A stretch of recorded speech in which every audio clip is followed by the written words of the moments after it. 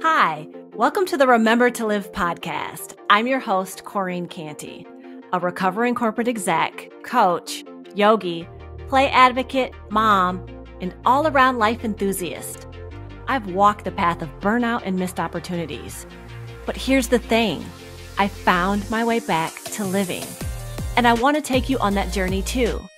Tune in weekly for life design tips, authentic stories, and inspiring conversations with those who've chosen to live without regrets.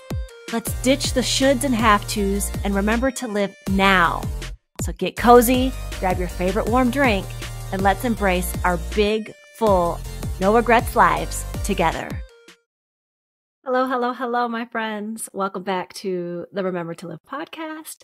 I hope you're able to grab a warm drink and get cozy. Today I am drinking some freshly ground coffee and some homemade almond milk with just a little bit of cinnamon to spice it up a bit. It's cold and rainy here in Atlanta, and it's February.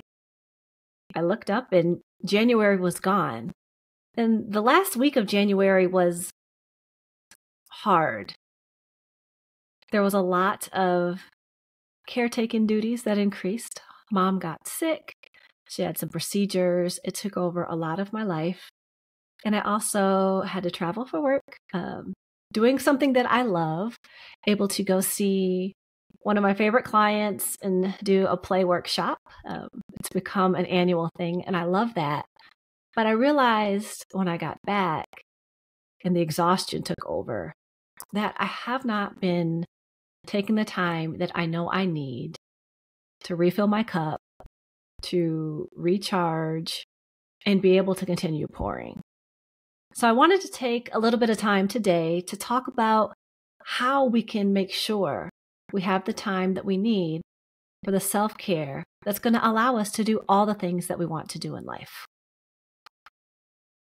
Now, I have this thing that I focus on with my clients who are constantly saying, I'm too busy. I don't have time. I know what I need to do. I know I need to rest. I know I need to meditate. I know I need to eat right. I know I need to take a walk. I know I need to move my body. I know what I need to do for myself, but everything else takes over my time. I've found that there are 2 times in your day that you have absolute control over what you do, and you can absolutely make time to not only fill your cup first, but also release anything that's not yours so that you can recharge and get the rest that you need. And those 2 times are the moments when you first wake up, when you first open your eyes in the morning, and the moments right before you go to sleep, right before you close your eyes. Those are the magic moments. And when you're feeling like I just can't find a way to fit in any self-care, let's start there. No matter what your life is like, whether you wake up in the morning and you have little ones at home demanding your attention, or you have pets that are demanding your attention, or you're the person who reaches over to your phone and your boss has already sent 3 or 4 emails and you feel that urgency to get up and start working. No matter what is going on, you can give yourself 5 minutes. You can give yourself 5 minutes before you look at the phone and invite in everybody else's needs and all of the distractions of the world to check in, give yourself some love, give yourself some care, and start your day in peace instead of chaos. Now, the clients that I work with when I'm coaching, when they feel like even 5 minutes feels like too much, I have them start with just taking a few deep breaths. When you wake up in the morning and you first open your eyes, instead of reaching for the phone and instantly looking at whatever notifications you have, take a moment and feel in your body. Do a quick scan. Am I already feeling tension before my feet even hit the floor? Where am I feeling it? Let me take some deep breaths and breathe into the places that I feel tension so that I can release it. If I do nothing else today, let me start my day by giving myself these few moments to fill my cup. And then you expand from there. It can be beautiful, giving yourself time to just take care of you before you take care of anything else. Now, I've built up my morning rituals. Some people call it morning routine. I prefer to think of them as rituals because I don't necessarily have a rigid routine. I started out small, just giving myself a few minutes to breathe and feel in my body. And I've built it up to giving myself a full hour at least in the morning. I like to wake up slowly, ease into the day. We never know what the day is going to bring. Some days will be filled with unexpected things that totally mess up everything you had planned. Some days will feel a little bit easier. But every day, you can start it out in a way that fills your cup first and prepares you for whatever is going to happen. I like to wake up in the morning, ease out of bed, pull my cards, journal a little bit. I may meditate, I may breathe, I may do yoga, but I like to do something that allows me to get in touch with myself, allows me to move my body, and allows me to spend some time without a device. Even if it's 2 minutes, I just need some time with myself before I give to anyone else. And the second time of the day that we can control is what happens right before we close our eyes. Now, I would love for everyone to build a beautiful wind down evening routine, ritual, whatever works for you to really prepare yourself to sleep. But that isn't necessarily a reality for everyone. Again, we all can find 5 minutes to turn off the TV, put the phone away, check in with our body, check in with our mind. What thoughts are racing? What is happening that is going to keep me up all night?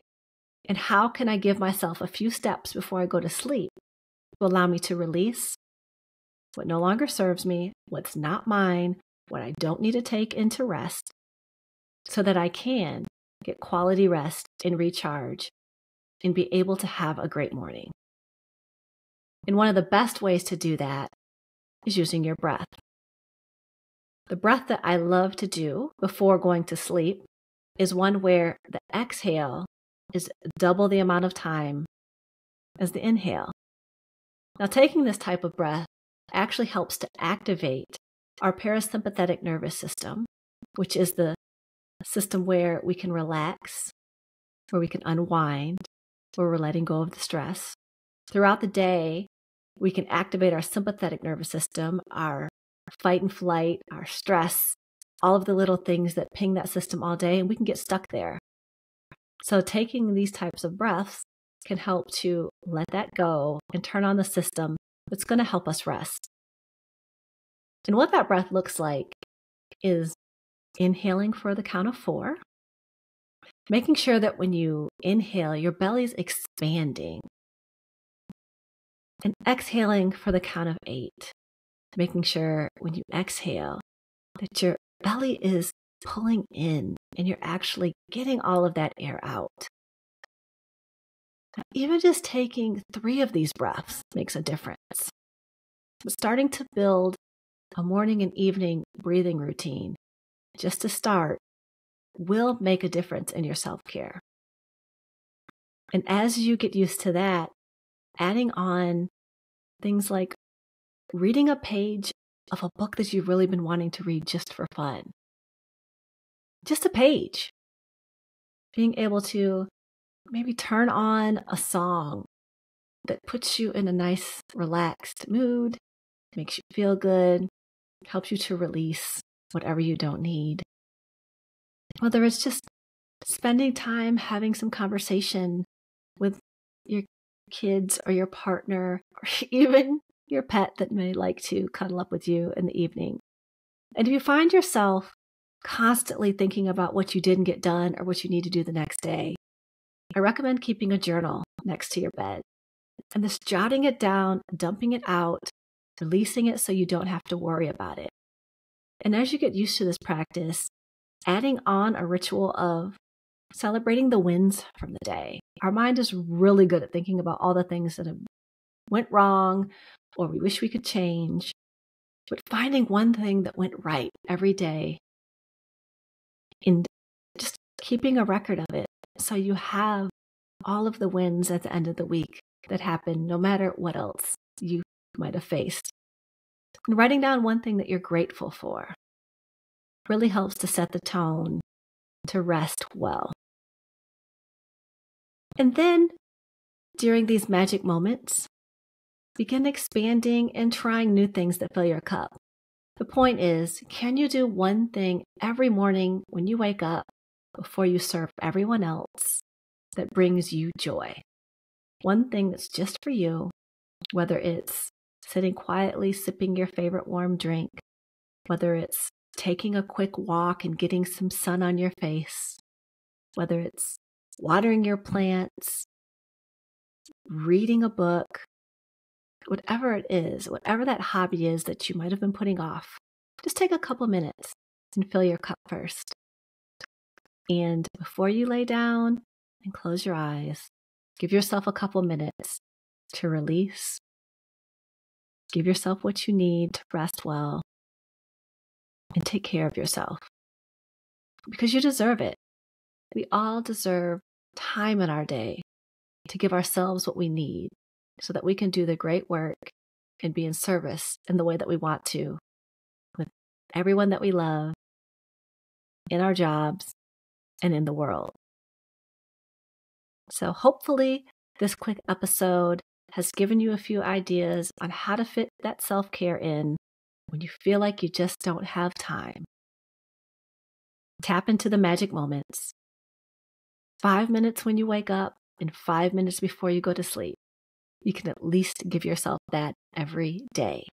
And on the days that you can go longer, give yourself as much time as you can.